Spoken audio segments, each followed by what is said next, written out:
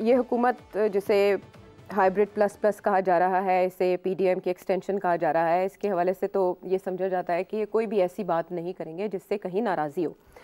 लेकिन यकदम ख्वाजा आसिफ साहब एक ऐसा बयान देते हैं जिसे वन पेज सेम पेज पर हमला करार दिया जा रहा है, और वो ये कह रहे हैं कि तालिबान को वापस लाने पाकिस्तान में, उसमें उस वक्त की जो इस्टेब्लिशमेंट थी उसका बहुत बड़ा किरदार था, उनसे पुरसिश होनी चाहिए, पूछगछ होनी चाहिए कि उन्होंने ऐसा क्यों किया। अब सारे इसके ऊपर सोच में पड़ गए हैं सेठी साहब कि गड़े मुर्दे उखाड़े जा रहे हैं, लकीर पीटी जा रही है। माजी में तो ऐसा कभी भी नहीं हुआ कि इस तरह से किसी को बुला के उससे जवाब तलबी की जाए। वो जो कह रहे हैं उसमें उनसे ये भी सवाल किया गया कि इस पे आपको घर जाना पड़ सकता है, तो वो कह रहे हैं जी सानू पहले पता राह दा असी चले जाएंगे। तो सेठी साहब बहुत मोहतात वज़ीर दिफा समझे जाते हैं ख्वाजा आसिफ साहब, लेकिन वो ये स्टेटमेंट दे रहे हैं, तो सेम पेज तो शुरू में ही फट गया। नहीं, ख्वाजा आसिफ साहब के बारे में यही तो नहीं कहते कि मोहतात, वो तो कहते हैं वो तो जी हजूर है। तो मोहतात वही हुए ना। वो आपने बड़ा सॉफ्ट लफ्ज़ इस्तेमाल किया है, बड़ा डिप्लोमेटिक लफ्ज़ इस्तेमाल किया। अच्छा, हाँ, वो तो डिज़न डिज़न डिज़न। अच्छा, जो भी हुक्म आता है उसकी तामील होती है भड़ल्ले से। तो ख्वाजा साहब ने ये बयान दिया है, ये ऐसे नहीं किसी असूल के ऊपर बैठ के दिया है, ये कहा गया कि आप बयान दें। अब सवाल ये है किसने इनको कहा? जाहिर है जो आजकल की एस्टैब्लिशमेंट ने कहा, जाहिर है, और किसकी डिफेंस मिनिस्टर है ना। अच्छा। तो अब बात यह है कि ये तो देखे ना, ये तो ऑब्वियस है। अच्छा, अब सवाल ये है कि क्यों कहा, ये इस वक्त क्या वक्त है, इसकी जरूरत क्या है? हाँ। अब दो रीजंस हो सकते हैं। अच्छा, एक तो ये कि क्योंकि कैजुअल्टीज़ इतनी ज़्यादा हो रही हैं हर रोज़, पाकिस्तान अफवाज की सिक्योरिटी के लोगों की कैजुअल्टीज़ हो रही हैं। ये कुछ फिगर्स हैं मेरे पास, मैं आपको बताऊं कितना ये संजीदा मसला है कि ये किस तरीके के साथ टेररिज्म बढ़ रही है और कहाँ बढ़ रही है, और कैसे कितने लोग मारे जा रहे हैं, कैसे इंसिडेंट्स का ग्राफ ऊपर जा रहा है। 2019 में 61 इंसिडेंट्स थे टेररिज्म के, 2020 में 78, 2021 में 130, 2022 में 184, 2023 में 310, 2024 में 101। अभी 3-4 महीने में टोटल कोई 850 से ज़्यादा इंसिडेंट्स हुए हैं पिछले 1, 2, 3, 4, 5, 6 साल में, और ग्राफ ऐसे बढ़ रहा है। और ये वही वक्त है वहीं से जहाँ से ये खान साहब की पॉलिसी आई, तो उसकी वजह से ये सारा कुछ हुआ। इसी तरीके के साथ उस वक्त 30 सिविलियन मारे गए, अब टोटल सिविलियंस जो मारे गए हैं वो कोई 550 के करीब है इन पिछले 6 साल में, और सिक्योरिटी फोर्सेस कोई 800 से ज़्यादा सिक्योरिटी फोर्सेस मारी गई हैं। तो ये इस किस्म की ग्राफ चल रहा है, और ये ग्राफ को एक्सप्लेन करने के लिए ये सारा बात की गई है कि ये हमारी गलती नहीं है। इस वक्त से इस वक्त तक ये खान साहब और जनरल फैज़ की पॉलिसी चल रही थी, और उसके बाद वो इसी का फॉलो अप हो रहा है, और we are trying to fix the problem. ये बनाने वाले प्रॉब्लम वो है, रूट कॉज तो यही है। ठीक है, और सवाल खड़े हो रहे हैं कि यार ये जिम्मेदारी किसकी है? बिल्कुल ऐसे ही ये कौन है? आप ही तो लोग थे जिन्होंने इनको पाला था। अब यही लोग आके आपको मार रहे हैं। हम जैसे लोग थे जो कहते थे इनको मत पालें, इनके साथ डील्स ना करें। उस ज़माने में आसिफ जरदारी साहब के ज़माने में तक 14 डीलें हुई थी जो कि लोकल इस्टेब्लिशमेंट के जो सरबराह थे उन्होंने की थी, जिसकी वजह से ये टीटीपी उभरी और बनी। हर जगह पैसे लेते थे, फिर उसके बाद अपनी एग्रीमेंट तोड़ देते थे, फिर शुरू कर देते थे गड़बड़। तो ये स्वाद से शुरू हुआ था 2008-9 में।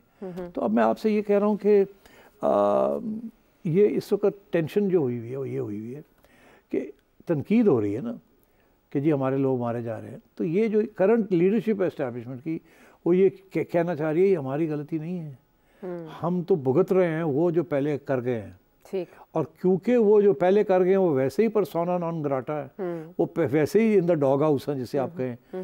जाहिर है ना, बाजवा साहब और जनरल फैज़ अब तो निकाल दिए गए हैं ना, फारग हो गए। उनकी जो साजिश थी उनकी सब कुछ करना, जनरल आसिम मुनीर कामयाब हो गए हैं और ये फारग हो गए हैं, तो इमरान खान फारग हो गया है। और तो इसलिए वो बताना ये चाह रहे हैं कि ये हम भुगत रहे हैं, हम लड़ रहे हैं, मगर ये जो छोड़ गए हैं मेस, ये वो लोग हैं जिन्होंने और भी बड़ी गड़बड़ की हुई है। तो ये मेरा ख्याल है this is part of the reason. Okay, कि जी अपनी जिम्मेदारी खटाई जाए और कहा जाए ये जिन लोगों ने किया उसको बुला के पूछे क्यों इनको मौका दिया था। हाँ लेकिन वो गलती ही थी ना, बहुत बड़ी गलती थी। हम जैसे लोग लिख लिख के कलम तोड़ दिए थे, हमने कहा मत करो, वापस ना लाओ अगर निकाले गए हैं तो। काबुल जाके कह रहे थे don't worry everything is okay, will be okay, everything will be okay जी, अल्लाह खैर से चाय के कप के चंगे। साथ। और खान साहब कह रहे थे कि इनको यहाँ वापस ला के रिहेबिलिटेट करें, इनको यहाँ जगह दें, ज़मीनें दें। लेकिन इमरान खान साहब तो ये कह रहे हैं ना कि आपने हमें निकाल दिया और उनको भी निकाल दिया, वरना ये मसला इतना बड़ा ना होता, हम उन्हें आबाद करते तरीके से, डी रेडिकलाइज करते। डी रेडिकलाइज तो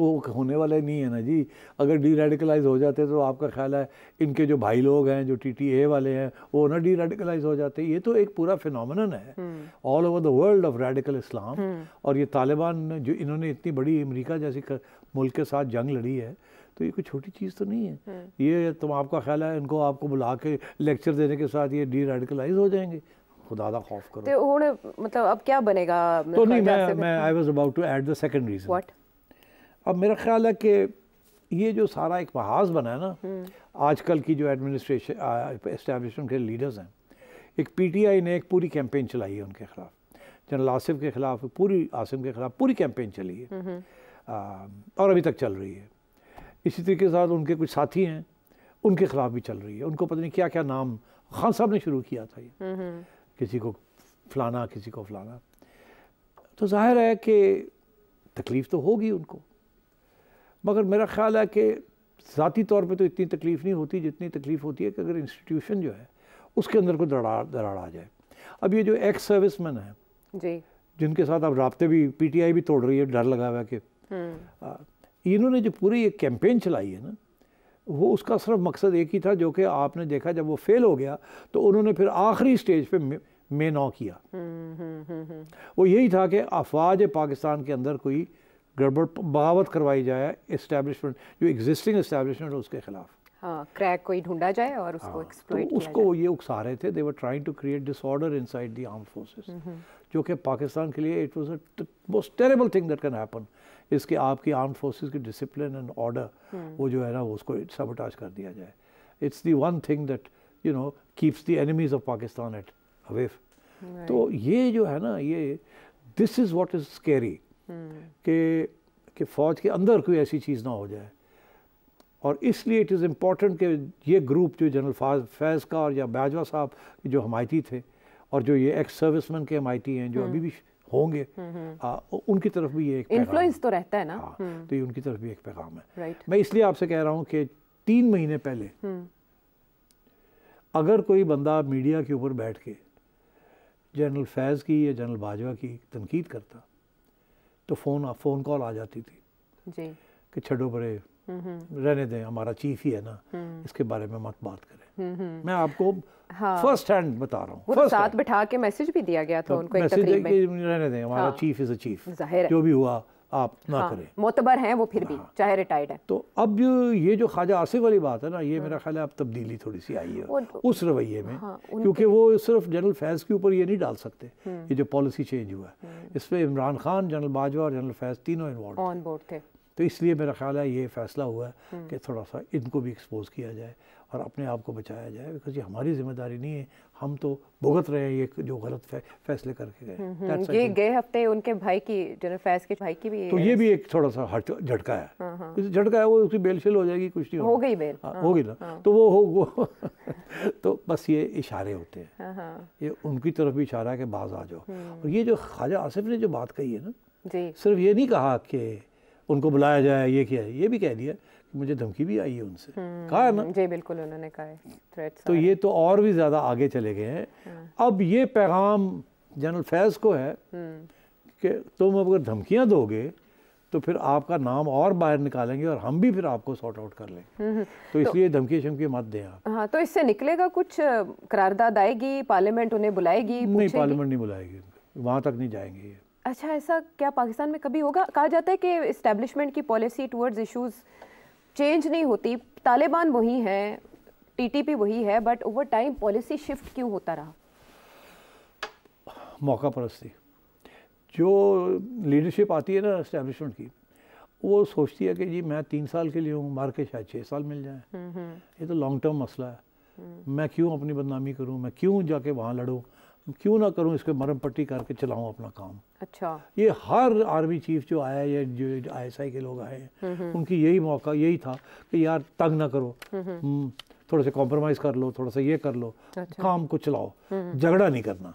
झगड़ा तो करना वैसे भी ठीक नहीं है ना आयशा, ये इन लोगों के साथ उस किस्म का झगड़ा करना, वो तो अमेरिका ने करके देख लिया ना क्या हुआ। बिल्कुल, तो आप वो झगड़ा नहीं कर सकते, तो सवाल ये था कि फिर कैसे डील किया जाए, कैसे करें। हाँ, तो वो थोड़ी सी सख्ती की ज़रूरत थी, थोड़ी सी कैलिब्रेशन की ज़रूरत थी। इन्होंने हथियार डाल के तो पैसे खिलाने शुरू कर दिए, उन्होंने कहा आण दो, उन्होंने अपना मौक़िफ़ नहीं चेंज किया तालिबान ने। तो that is way we are today.